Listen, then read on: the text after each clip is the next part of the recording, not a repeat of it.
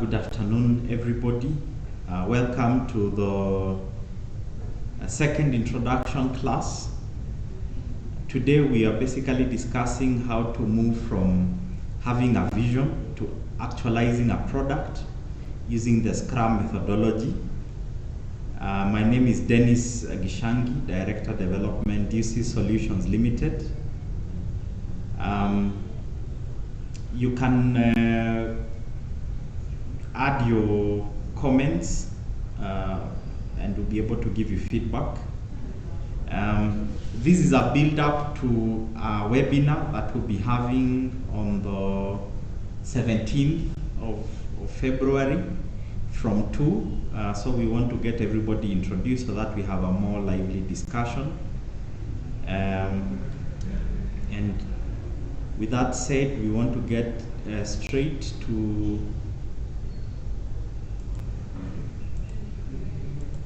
the presentation.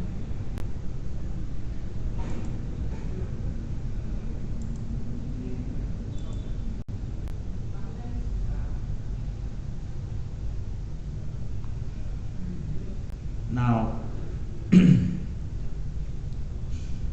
a vision is when you have the mental projection of where you want to be at. The best pictorial description I could get based on a story, there's a sad story of the Himalayas for the first people who ever got there. There are so many people who tried. What drove them was the mental image of standing on top of that mountain and looking at the bottom of what had been conquered. To do that, you needed to have an immense amount of energy and training and willpower. So when there was one accident, one guy looked at the mountain with tears and said, "We will conquer you." And a lot of visions require that determination. So how do you move from the vision to look at the mountain in your own mental projection, say, "We will conquer you"? Despite whether you do waterfall, whether you do no project management, whatever reason, there's always the vision or dream many people will have. And the biggest thing is to try and understand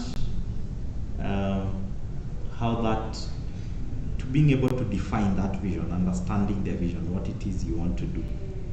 Mostly write it down and be able to put that in clear communication of, this is the vision that I have. So how do you move from the mental idea of what you want to build to having the realistic product being made or built? If I give an example of creating a website, that one of the challenges we get is we have people who say they want to have a website. And the website, you ask them, what kind of website do you want? They say, we just want to have a website. So if you have that challenge, how do you work with somebody to be able to create a good website that communicates details about the organization, that represents the brand the organization wants to have, to be able to help them to market and grow their market share? How do you move progressively towards that? For that to work, you have to break things to tasks, because it's very hard to be able to get that in one go. You wake up and you move from the idea to something that you have. It's quite difficult to be able to just move from vision to completion. We get a huge challenge in our software industry because there are quite a number of clients that we get, and their expectation is that they can be able to give you, this is what I want, and by tomorrow they actually see it. As in, many clients may not understand the work that goes behind that.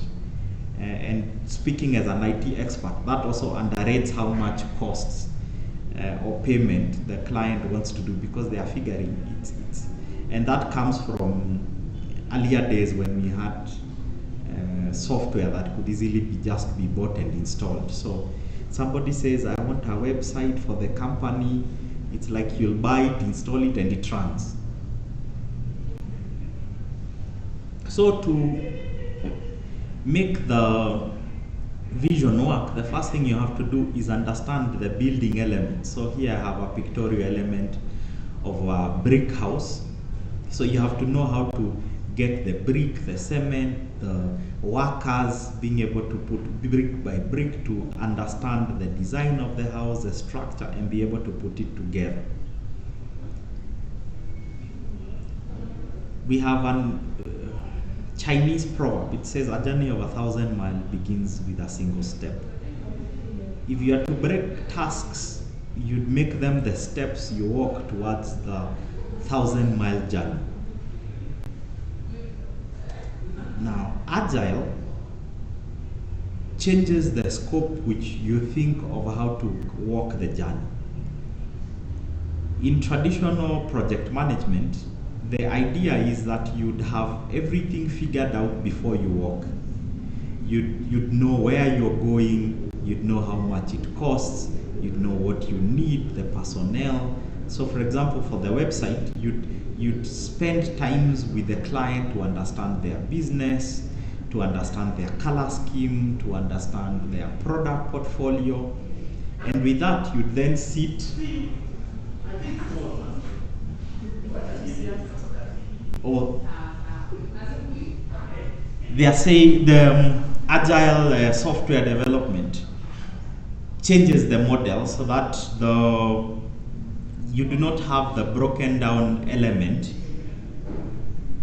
where you have to sit and get all those things figured out. It means you look at you walk the journey as you begin. So you start the walk as you figure where you are trying to go. You don't need to figure every single step.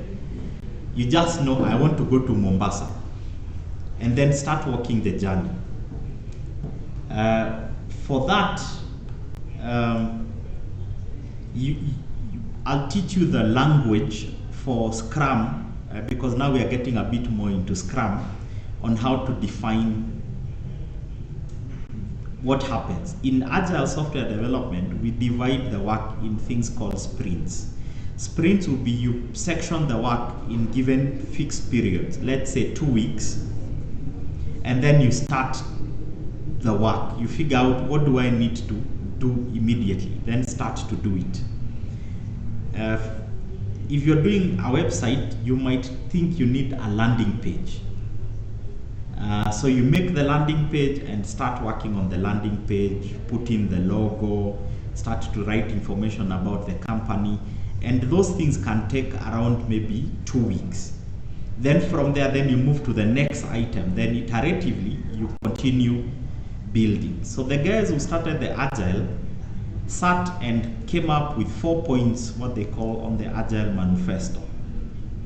So they figured there is more need for individuals and interaction over processes and tools, that there is more need for working software than comprehensive documentation of process, that the customer collaboration is more necessary than contracts and negotiations, that responding to change is way important than just following a fixed plan.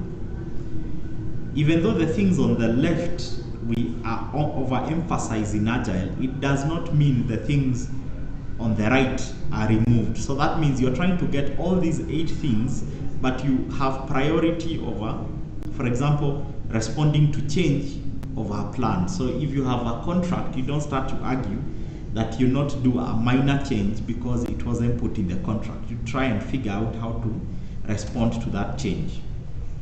Now, Rugby is where the word Scrum is borrowed from, because if you've played Rugby, it has many interesting things. I enjoy Rugby, especially the World Cup for last year, or I think it was last year, but it was last year. It was very interesting. Now, among the things that you find in rugby is every time there's a decision to be done, instead of what you call a free kick, the players come together and lock heads to be able to get a way on how to restart the game and continue from that point on. So we borrow this concept of always re-evaluating and starting, because before you do a scrum, you'll find the game rearranges itself. You get the guys on the line and the wing, everybody falls in play, so that when the game restarts, they can be able to move forward to the goal. The goal in rugby is always getting the ball on the other side, mostly for a try. So in Scrum, we divide the team into two, because we are talking of continuous work. So we'll engage the client permanently in the course of the time we do the project. So you have the client and the business stakeholder who have either their own product owner, or within the team you'll have a proxy product owner, and this person or people would be able to figure out what requirements are necessary from the client.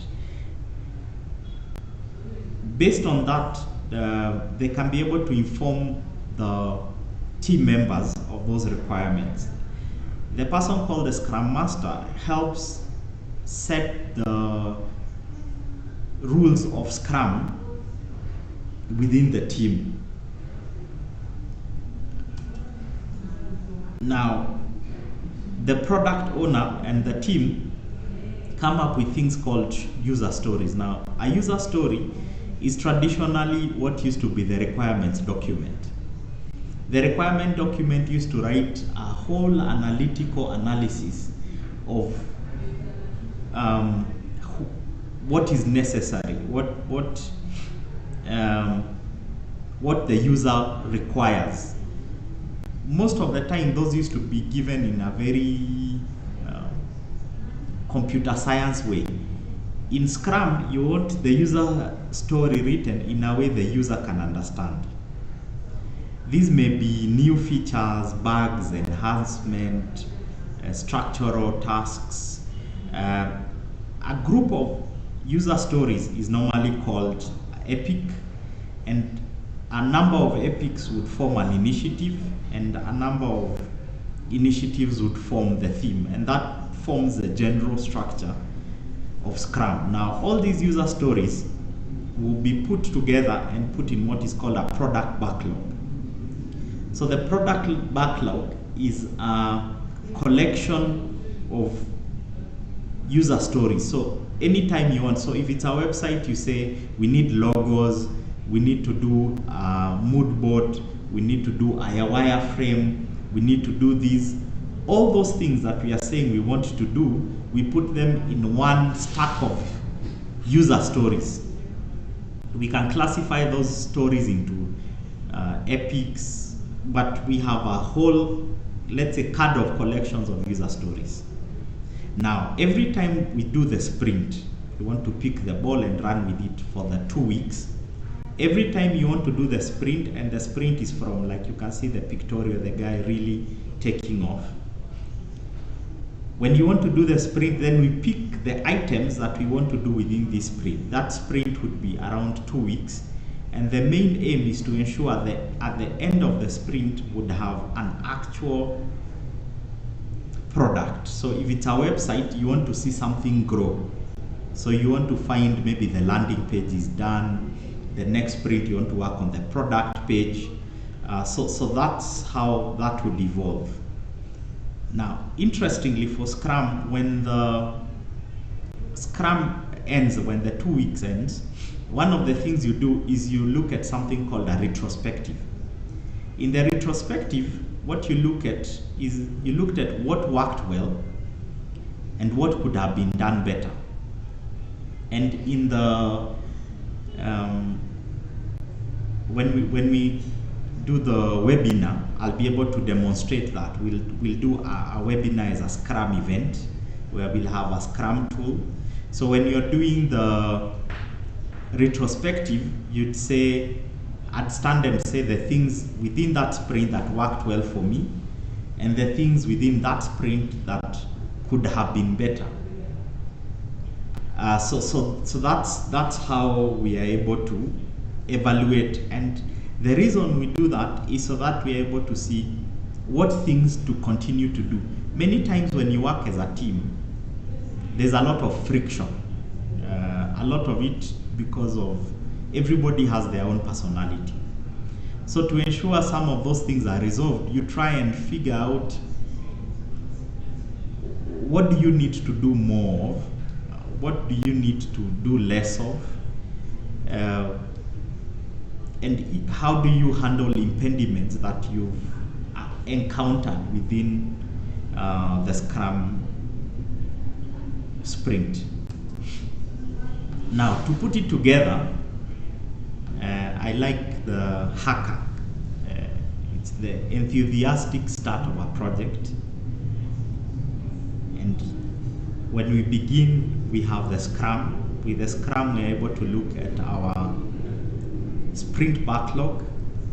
When we look at the full backlog, then from that we pick the sprint items, and then we do the sprint for the 2 weeks. And after that, we take a break, like if it's halftime, we look at the retro, what do we do when we return to play better? And the ultimate goal of Scrum is to keep continually moving towards winning or making the product grow every day. So ideally, this is the mental theory that we put into play when we talk about Agile and Scrum.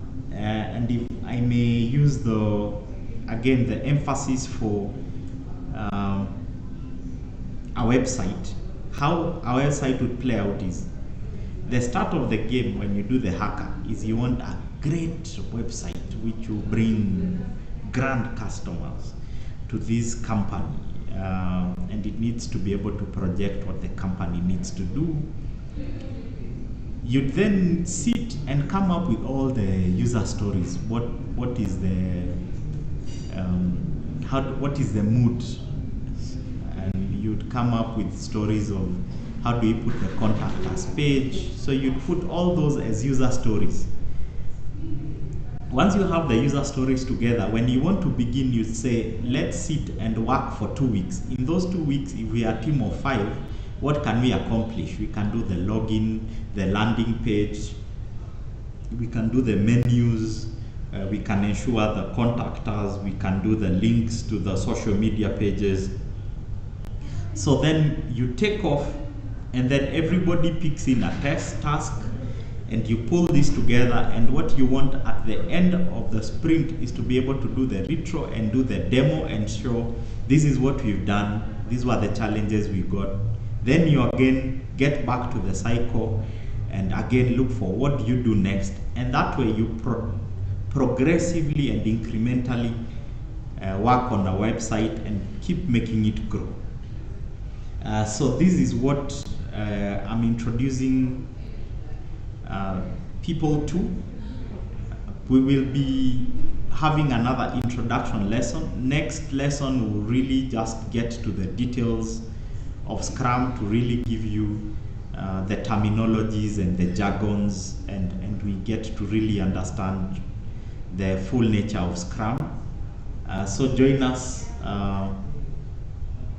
next Wednesday for the last introduction class, and we invite every single person to get ready for the webinar on the 17th of this month, so that we can all be able to understand how to always get the vision and then get to our destination at the top of the mountain. Enjoy your afternoon. Thank you.